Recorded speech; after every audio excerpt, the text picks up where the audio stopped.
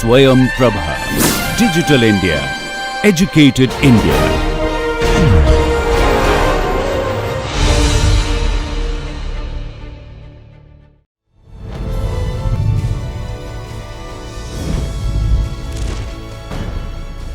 योगः कर्मसु कौशलम्.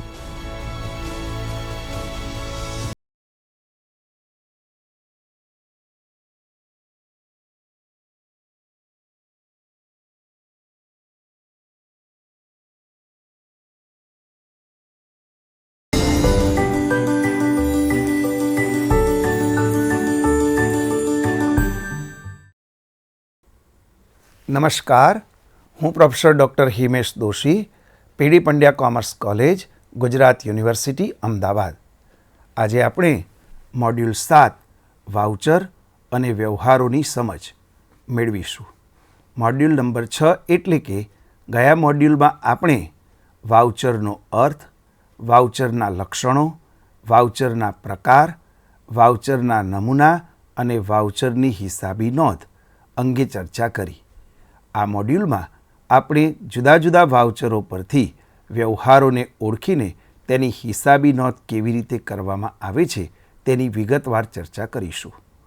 આપણે વાઉચરની સમજૂતી અને હિસાબી નોંધ વિશે વ્યવહારિક ઉદાહરણની ચર્ચા કરતાં પહેલાં એક વખત કયા વ્યવહાર અંગે કયું વાઉચર તૈયાર કરવામાં આવે છે તે જોઈએ. વ્યવહાર વાઉચર તૈયાર કરનાર માટે વાઉચરનો પ્રકાર. 1. ઉધાર વેચાણ હોય તો ડેબિટ મેમો તૈયાર કરવામાં આવે છે. 2. રોકડ વેચાણ હોય તો કેશ મેમો તૈયાર કરવામાં આવે છે. 3.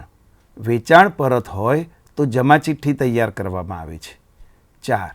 ખરીદ પરત હોય તો ઉધાર ચિઠ્ઠી તૈયાર કરવામાં આવે છે. 5. રોકડ કે ચેક બેંક ખાતામાં ભરવામાં આવે ત્યારે પેન સ્લીપનું અડધિયું આપણે પુરાવા તરીકે જોઈએ છે. રોકડ બેંક ખાતામાંથી ઉપાડવામાં આવે ત્યારે ઉધાર ચિઠ્ઠી તૈયાર કરવામાં આવે છે. રોકડ કે ચેકની ચૂકવણી કરવામાં આવે ત્યારે રસીદ તૈયાર કરવામાં આવે છે. પરચુરણ ખર્ચની ચૂકવણી જેની રસીદ મળેલ ન હોય તેવા ખર્ચાઓ માટે ખર્ચનું હિસાબી વાઉચર તૈયાર કરવામાં આવે છે. હવે આપણે વ્યવહારિક ઉદાહરણની ચર્ચા કરીએ. ઉદાહરણ 1. કનક સ્ટેશનર અમદાવાદમાં સ્ટેશનરીનો વેપાર કરે છે. આપેલ વાઉચરો કનક સ્ટેશનર્સ દ્વારા તૈયાર કરવામાં આવેલ છે. આ વાઉચરો કયા વ્યવહાર અંગે છે તે જણાવો અને તે વ્યવહારની હિસાબી નોંધ કનક સ્ટેશનર્સના ચોપડે કેવી રીતે કરવામાં આવશે તે જણાવો. હવે પહેલું વાઉચર છે કેશ મેમો એટલે કે રોકડના લગતું વાઉચર છે. આ વાઉચર કેમલિન ઇન્ડિયા લિમિટેડે તૈયાર કરેલું છે એટલે કે વેપારી કેમલિન ઇન્ડિયા ગણાશે અને કસ્ટમર તરીકે એટલે કે ગ્રાહક તરીકે કનક સ્ટેશનર્સ ગણાશે. કનક સ્ટેશનર્સે ખરીદી કરેલી છે ફૂલસ્કેપ નોટબુક 10 ડઝન, ₹500 લેખે 5000, કંપાસ બોક્સ 20 ડઝન, ₹600 લેખે 12000, કુલ 17000 રૂપિયાની ખરીદી છે. એમાંથી વેપારી વટાવ 10% બાદ કરેલો છે 1700 એટલે કરપાત્ર મૂલ્ય 15300 થશે. આની અંદર આઉટપુટ CGST 9% લેખે 1377 વત્તા આઉટપુટ SGST 9% લેખે 1377 રૂપિયા ઉમેરતા ચોખ્ખી રકમ 18054 રૂપિયા ચૂકવવાની થશે. આ રકમ બેંક ઓફ બરોડાના ચેક દ્વારા ચૂકવવામાં આવે છે. આપણે આની હિસાબી નોંધ જોઈશું. માલ કે વસ્તુ વેચનાર વેચાણનું બિલ કે ભરતિયું માલ કે વસ્તુના વેચાણ વખતે તૈયાર કરે છે અને આ બિલ કે ભરતિયું તે ખરીદનારને આપે છે. તેથી બિલની ઉપર જે વેપારીનું નામ લખેલ હોય તે વેચનાર હોય.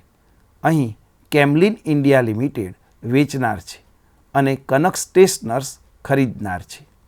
બિલની ઉપર કેશ મેમો લખેલ છે અને બિલના અંતે check number 10,267 bank of Baroda તારીખ 15/6/2025 રૂપિયા 18,054નો મળ્યો. આ બંને વિગતો પરથી જણાય છે કે કનક સ્ટેશનર્સ માટે આ રોકડ ખરીદીનો વ્યવહાર છે. આ વ્યવહારની નોંધ કનક સ્ટેશનર્સના ચોપડે તેના હિસાબની રોકડ મેળની જમા બાજુ બેંકના ખાનામાં નોંધશે અને વિગતના કોલમમાં ખરીદ ખાતે રૂપિયા 15,300 તરીકે લખશે અને રોકડ મેળની જમા બાજુ બેંક ખાનામાં ઇનપુટ CGST ખાતે 1,377 અને ઇનપુટ SGST ખાતે 1,377 લખશે. હવે એક બીજું વાઉચર છે, એક ક્રેડિટ મેમો છે, એટલે ઉધારને લગતું વાઉચર છે. ગેલેક્સી બેગ હાઉસે તૈયાર કરેલું છે, એટલે કે વેપારી ગણાશે અને કસ્ટમર તરીકે કનક સ્ટેશનર્સ ગણાશે. કનક સ્ટેશનર્સ ખરીદનાર ગણાશે, જ્યારે ગેલેક્સી બેગ હાઉસ વેચનાર ગણાશે. કનક સ્ટેશનર્સે સ્કૂલ બેગ 200 નંગ રૂપિયા 300 લેખે 60,000માં ખરીદ્યા છે. આ રકમ ઉપર આઉટપુટ IGST 18% લેખે ઉમેરતા રૂપિયા 10,800 આઉટપુટ IGST થશે. આમ ચોખ્ખી રકમ ચૂકવવા પાત્ર 70,800 થશે. આ રકમની હિસાબી નોંધ આપણે જોઈશું. આ વાઉચર ગેલેક્સી બેગ હાઉસ દ્વારા તૈયાર કરવામાં આવેલ છે અને વાઉચરની ઉપરની બાજુ ક્રેડિટ મેમો અને વસ્તુની વિગતની ઉપર ક્રેડિટ 30 દિવસ લખેલ છે, જે ગેલેક્સી બેગ હાઉસ માટે ઉધાર વેચાણનો વ્યવહાર દર્શાવે છે. આ ક્રેડિટ મેમો કનક સ્ટેશનર્સને આપવામાં આવેલ છે, તેથી કનક સ્ટેશનર્સ ખરીદનાર છે. કનક સ્ટેશનર્સ માટે ઉધાર ખરીદીનો વ્યવહાર દર્શાવે છે. કનક સ્ટેશનર્સ આ વ્યવહારની નોંધ વિશ્લેષણાત્મક ખરીદ નોંધ એટલે કે એનાલિટિકલ પરચેસ બુકમાં કરશે, જેમાં પડતરના ખાનામાં રૂપિયા 60,000 અને ઇનપુટ IGSTના ખાનામાં રૂપિયા 10,800 લખાશે.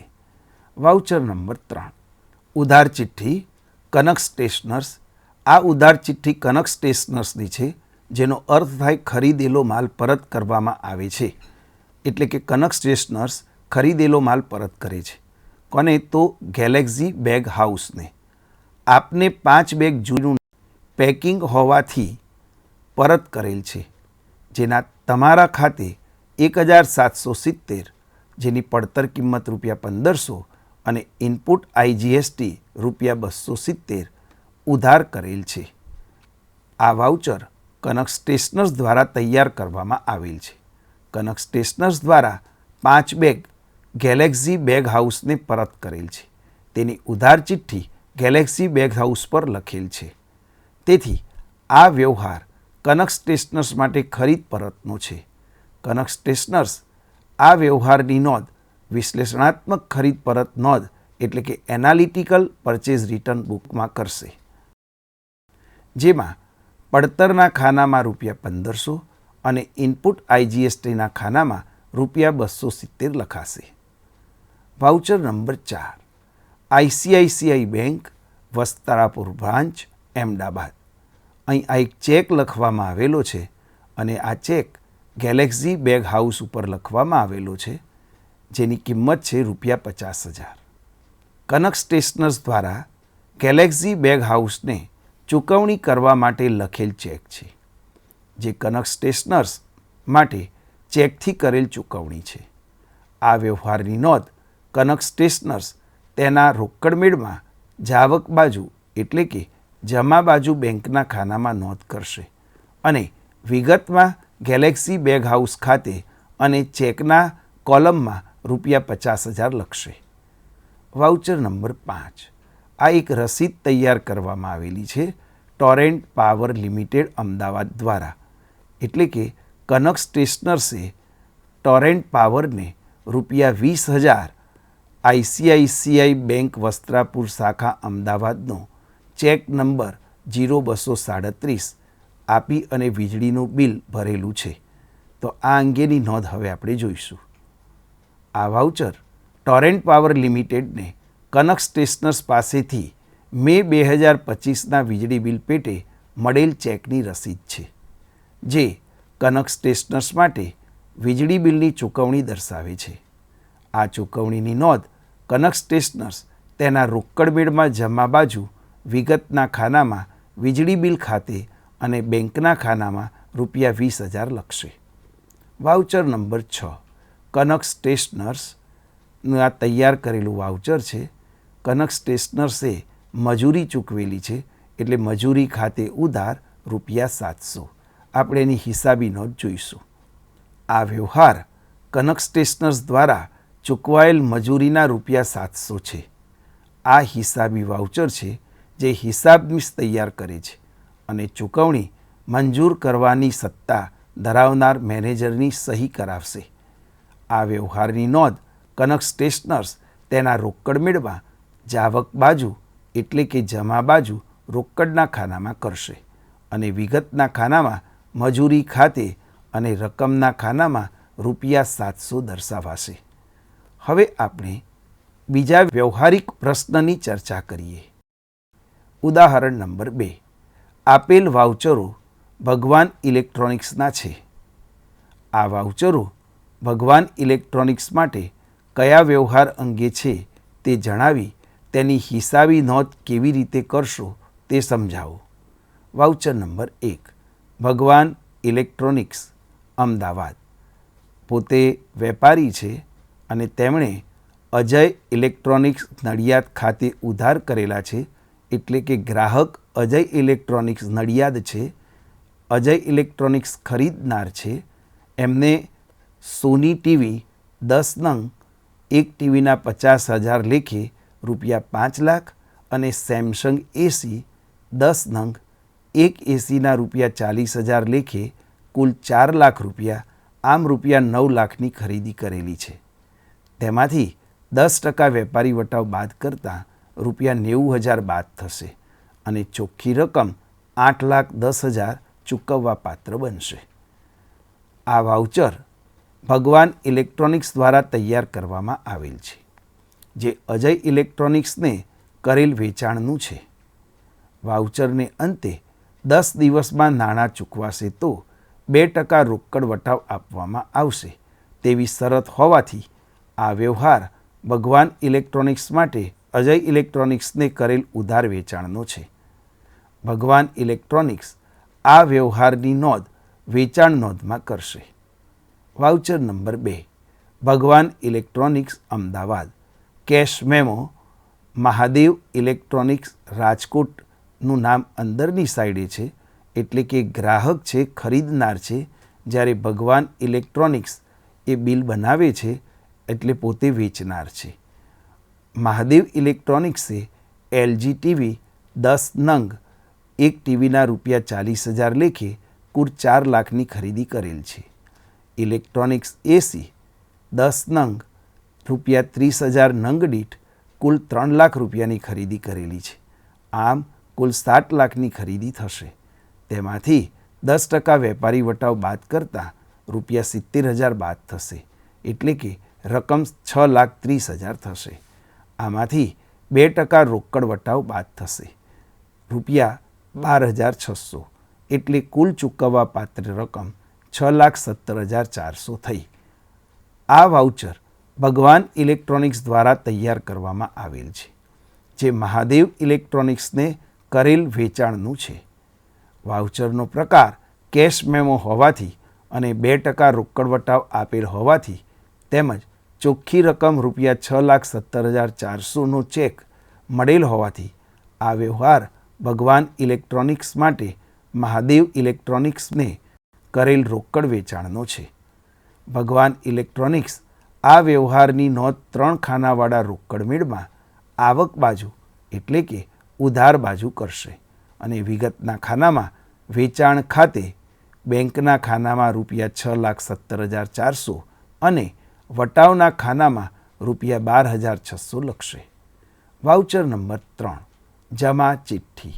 જમા ચિઠ્ઠી એટલે વેચાણ પરત. અહીં મહેશ ઇલેક્ટ્રોનિક્સ અમદાવાદ માટે આ જમા ચિઠ્ઠી છે.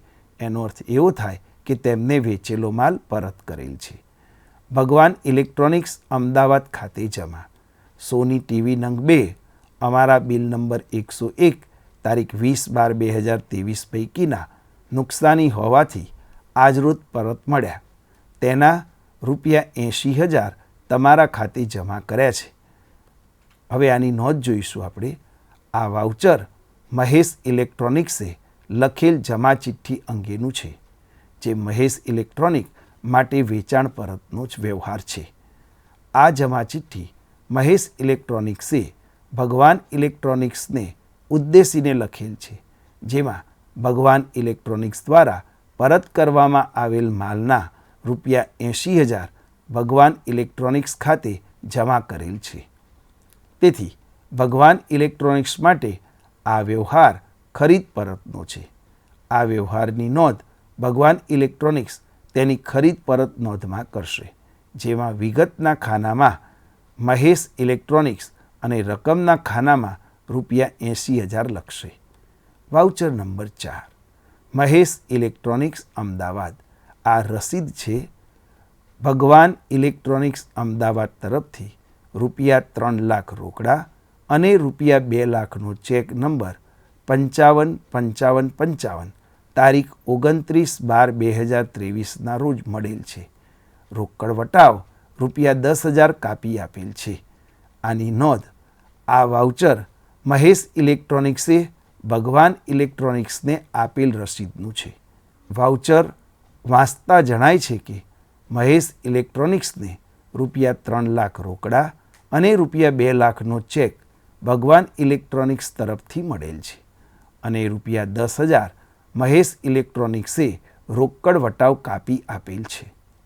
તેથી ભગવાન ઇલેક્ટ્રોનિક્સ માટે આ વ્યવહાર મહેશ ઇલેક્ટ્રોનિક્સને ₹3 લાખ રોકડા અને ₹2 લાખનો ચેક આપીને કરેલ ચેકની ચૂકવણીનો છે અને રોકડ ચૂકવણી વખતે ભગવાન ઇલેક્ટ્રોનિક્સને ₹10,000 રોકડ વટાવ મળેલ છે. આ વ્યવહારની નોંધ ભગવાન ઇલેક્ટ્રોનિક્સ તેના 3 ખાનાવાળા રોકડ મેળમાં જમા બાજુ કરશે અને વિગતના ખાનામાં મહેશ ઇલેક્ટ્રોનિક્સ ખાતે રોકડના ખાનામાં ₹3 લાખ, બેંકના ખાનામાં ₹2 લાખ અને વટાવના ખાનામાં ₹10,000 દર્શાવાશે. Voucher number 5, bank of India Ahmedabad. Pay self office ખર્ચ માટે ઉપાડ્યા ઓર બેરર ₹10,000 10,000. આ વાઉચર બેંક ઓફ ઇન્ડિયામાંથી કરેલ રોકડ ઉપાડ અંગે ઉધાર ચિઠ્ઠીનું છે. આ વ્યવહાર તારીખ 23/12/2023 રોજ ભગવાન ઇલેક્ટ્રોનિક્સ દ્વારા ચેકથી ₹10,000નો રોકડ ઉપાડ તેના બેંક ઓફ ઇન્ડિયાના બેંક ખાતામાંથી કરેલ છે તે દર્શાવે છે. આ વ્યવહારની નોંધ ભગવાન ઇલેક્ટ્રોનિક્સ તેના રોકડ મેળમાં જમા ખર્ચી વ્યવહાર તરીકે કરશે. બેંક પાસેથી રોકડ મળી હોવાથી રોકડ મેળની ઉધાર બાજુ રોકડના ખાનામાં ₹10,000 અને વિગતના ખાનામાં બેંક ખાતે લખાશે અને રોકડ મેળની જમા બાજુ બેંકના ખાનામાં ₹10,000 અને વિગતના ખાનામાં રોકડ ખાતે લખશે. આ વ્યવહાર જમા ખર્ચી હોવાથી તેની ખતવણી કોઈ અન્ય ખાતામાં કરવાની થતી નથી. તેથી ખાતા વહી પાના નંબરના ખાનામાં જમા ખર્ચી એટલે કે જખ એવું લખવામાં આવશે. મિત્રો, હું આશા રાખું છું કે આપણે આ ચર્ચા કરેલ બંને ઉદાહરણો આપણને સમજાઈ ગયા હશે. અહીં આપણે આ મોડ્યુલની ચર્ચા પૂરી કરીએ. આ મોડ્યુલમાં આપણે વાઉચરો પરથી વ્યવહારોની સમજૂતી અને તેની હિસાબી અસર અંગે વધારે ચર્ચા કરી. હવે પછીના મોડ્યુલમાં આપણે આ જ વિષય પર વધારે ઉદાહરણો લઈને વાઉચરો પરથી વ્યવહારોની ઓળખ અને તેની હિસાબી નોંધ વિશે ચર્ચા કરીશું. મિત્રો, આપણે ચર્ચા કરેલ અગાઉના મોડ્યુલનું રિવિઝન ચાલુ રાખશું. આપને ખૂબ ખૂબ શુભેચ્છા. આભાર.